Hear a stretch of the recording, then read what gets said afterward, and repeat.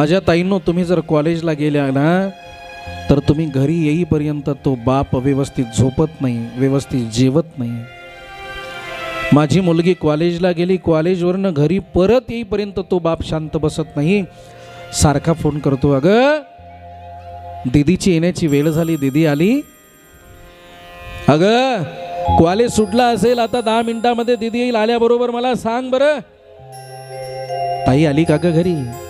2-2 मिनिटाला फोन करणारा तो पिता. आणि ज्यावेळेस ती माऊली म्हणते अहो काळजी करू नका आपली ताई घरी आली, तेव्हा तो पिता शांतपणे श्वास घेतो. आणि जर 10 मिनिटं लेट झाले ना तर सैरा बैरा भटकतो, याला फोन कर त्याला फोन कर. अरे माझी लेक घरी आली नाही, माझी लेक कुठे गेली असेल? भली ती एखाद्या मैत्रिणी सोबत असेल, भली ती एखाद्या मैत्रिणी सोबत गप्पा मारत बसलेली असेल, भले तिचा टायर पंक्चर झाला असेल म्हणून लेट झाला असेल, स्कूटी चालवत असताना काही प्रॉब्लेम आला असेल, पेट्रोल संपला असेल म्हणून लेट झाला असेल, तिच्या स्कूटीचं टायर पंक्चर झाला असेल म्हणून ते काढण्यामध्ये वेळ गेला असेल. अरे 10-15 मिनिटं जर लेट झालं ना तो बाप सैरा बैरा भटकतो.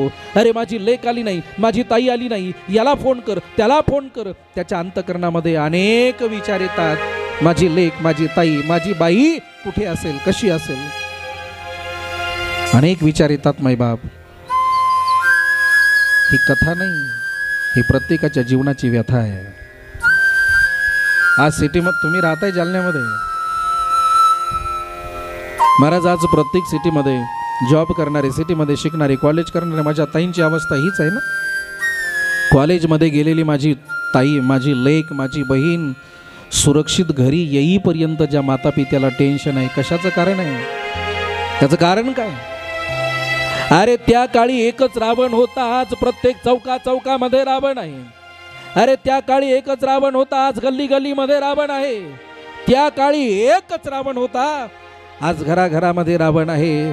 रावण जर जाळायचाच असेल, रावणाचा जर मुडदाच पाडायचा असेल ना, आमच्या अंतःकरणामध्ये दडलेला रावण आधी त्याला मारा, राम राज्य आल्याशिवाय राहणार नाही. आम्हाला टेलिव्हिजनवरती,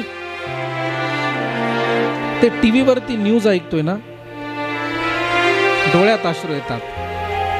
टीव्हीवरती ज्यावेळेस न्यूज ऐकतोय, व्हॉट्सअपला, फेसबुकला जेव्हा बघायला मिळतात ना, त्यावेळेस डोळ्यात अश्रू येतात. अरे फक्त आम्ही अश्रूच गाळू शकतो, अजून काय करू शकतो, बोला ना. आणि माझ्या ताईंनो, एक वाक्य लक्षात ठेवा, तुम्हालाही जाता जाता एक संदेश देईल. शिवमहापुराण यासाठीच ऐका रे, या भावाचं एक ऐका. आजचं वाक्य एवढं जरी तुम्ही घरी घेऊन गेलात ना तरी आजची माझी कथा सार्थकी लागली. माझ्या ताईंनो, तुम्ही शिकताय ना, तो तुमचा अधिकार आहे. मुलगी कुठेच कमी नाही, मुलगी पायलट आहे, मुलगी मुलगी फ्लाईट विमान उडवते, मुलगी आज पायलट आहे, मुलगी आज हेलिकॉप्टरची पायलट आहे, मुलगी आज बसची ड्रायव्हर आहे, मुलगी आज कार चालवते, मुलगी बाईक चालवते, मुलगी स्कूटी चालवते, मुलगी बुलेट चालवते. मुलगी कुठेच कमी नाही. मुलगी पेट्रोल पंपावरती पेट्रोल भरते, मुलगी किराणा दुकानावरती किराणा चालवते. महाराज, मुलगी हॉकी प्लेयर आहे, कबड्डी प्लेयर आहे, क्रिकेट प्लेयर आहे. मुलगी कशातच कमी नाही. क्रीडेमध्ये मुलगी पुढे आहे. म्हणजे खेळामध्ये मुलगी पुढे आहे, कामामध्ये मुलगी पुढे आहे, अभ्यासामध्ये मुलगी पुढे आहे. अरे नाही, राजकीय क्षेत्रामध्ये सुद्धा मुलगी पुढे आहे. या देशाची राष्ट्रपती आज एक मुलगीच आहे. या देशाची राष्ट्रपती एक मुलगीच होऊन गेली, जिचं नाव प्रतिभाताई पाटील. आणि आता दुसरी राष्ट्रपती आहे, ती मुलगीच आहे, श्रीमती द्रौपदीजी मुर्मू. आज त्याही स्त्रीच आहेत ना. मुलगी कुठे कमी आहे?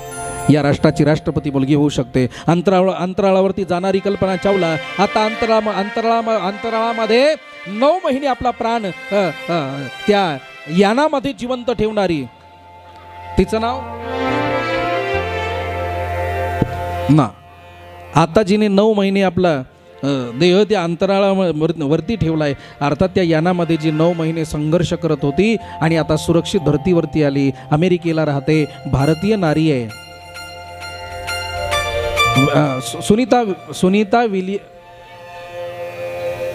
विलियमसन आहे ना, हा, सुनीताजी विलियमसन. कुठे कमी आहे? भारताचं नाव तिने जगाच्या पाठीवर एवढं मोठं केलं, कुठे मुलगी कमी आहे? म्हणून माझ्या ताईंनो, जाता जाता या भावाचा संदेश ऐकून जा. तुम्ही खूप शिका रे, या भावाचा सल्ला आहे. खूप शिका माझ्या ताईंनो, खूप शिका, खूप मोठ्या व्हा, क्लास 1 अधिकारी व्हा. अंतराळावरती कल्पना चावलासारख्या जा, आपल्या या भारत मातेचा गौरव वाढवा, भारत मातेचं नाव रोशन करा. खूप शिका, खूप शिका. पण एक या भावाचं, मोठा भाऊ समजा, लहान भाऊ समजा, एक या भावाचं वाक्य आहे का, खूप शिका पण ताट मान करून समाजामध्ये चालणाऱ्या बापाची मान समाजामध्ये कधी खाली जाता कामा नये, याचा फक्त विचार करा. आपल्या बापाची मान कधी खाली जाऊ नये एवढाच फक्त विचार करा. एवढं जरी या भावाचं ऐकलं तरी या माझी कथा आजची सार्थकी लागली. अजून एक वाक्यात आहे, खूप शिका रे, भरपूर शिका. कोण मना केला आपल्याला, खूप मोठ्या व्हा माझ्या ताईंनो, खूप मोठ्या व्हा. आणि एक वाक्य, मोठं झाल्यानंतर प्रेम करावं असं वाटतं. खूप प्रेम करा माझ्या ताईंनो, खूप प्रेम करा. मी सांगतो, मी प्रेम करणं कुठे वाईट आहे? प्रेम करणं वाईट नाही, पण प्रेम असावं, वासना नसावी. माझं वाक्य आहे का माझ्या ताईंनो? तुम्ही प्रेम खूप करा, भरपूर प्रेम करा, भरपूर प्रेम करा, पण कुणावरती? ज्या बापाने जन्म दिला त्या बापावरती आणि ज्या माऊलीने जन्म दिला त्या माऊलीवरती खूप प्रेम करा. प्रेमच करायचं ना, जिने आम्हाला जन्म दिला त्या माऊलीवरती करा. ज्या बापाने आमच्यासाठी अरे फाटकं धोतर घातलं पण आम्हाला चांगला ड्रेस दिला, ज्या बापाने आमच्यासाठी अरे एक वेळेस उपवासी राहिला पण आमच्या कॉलेजची फीस भरली, अरे जो बाप आमच्यासाठी रात्रंदिवस कष्ट करतो रे, जो बाप आमच्यासाठी रात्रंदिवस कष्ट करतो, बिचारा एक टाईम भोका राहतो, उपवासी राहतो, रात्रंदिवस कष्ट करतो, पण माझी लेक शिकली पाहिजे ही ज्याची भावना आहे, आपल्या लेकीला क्लास 1 अधिकारी बनवण्याचे जो बाप स्वप्न पाहतो ना, त्या बापाच्या स्वप्नाचा चकनाचूर कधीच करू नका. माझ्या ताईंनो, प्रेम करायचं असेल ना, त्या फाटक्या धोत्राच्या बापावरती करा आणि त्या फाटक्या साडीमधल्या अरे गरीब त्या माऊलीवरती करा. आमच्या जीवनाचं सार्थक झालेलं असेल. अजून तुम्हाला प्रेम करायचं ना, ऐका, अरे कुठलाच बाप असा नाही जो आपल्या मुलीचं वाटोळं व्हावं हा विचार करेल. अरे आपल्या लेकीसाठी स्वतःच्या जीवनाचं वाटोळं करतो, पण आपल्या लेकीचं भलं करतो रे माझ्या ताईंनो. म्हणून लक्षात ठेवा, प्रेमच करायचं ना. आमचे माता पिता आमच्यासाठी जे स्थळ बघतील, आमचं लग्न लावून देतील, लग्न झाल्यानंतर ज्याच्यासोबत लग्न लावून देतील ना, आमचे मायबाप विचारपूर्वकच आमचा हात त्याच्या हातामध्ये देतील. त्या नवऱ्यावरती, त्या पतीवरती एवढं प्रेम करा, एवढं प्रेम करा, एवढं प्रेम करा, तो प्रेमामध्ये आमच्या पागल झाला पाहिजे. अरे आमच्या प्रेमामुळे त्याला बाहेरच्याचं प्रेम दिसलं नाही पाहिजे. अरे हे बाहेरचं नासकं प्रेम त्याच्या नजरेत सुद्धा आलं नाही पाहिजे. एवढं प्रेम करा, एवढं प्रेम करा, एवढं प्रेम करा, शेवट तो आमच्या समोर हात जोडून उभा राहिला पाहिजे. आयुष्यभर प्रेम करा, कोणी मना केला? म्हणून प्रेम करायचं असेल तर त्या आईवरती करा, पित्यावरती करा, आणि हो आमचा झालेला पती त्याच्यावरती प्रेम करा. प्रेमच करायचं ना. ज्याला आम्ही प्रेम म्हणतो ते प्रेम नाही, ती केवळ वासना आहे. ज्याला आम्ही प्रेम म्हणतो ते प्रेम आहे? बिलकुल नाही, ती वासना आहे. आणि एकदा वासना संपली की नंतर आमचं प्रेम संपतं. आणि किती लग्न झाल्यानंतर 1 वर्षात 2 वर्षात कित्येक पती पत्नी दूर झालेले मी बघितले. तुम्हालाही माहिती आहे, हे सांगण्याची गरज नाही.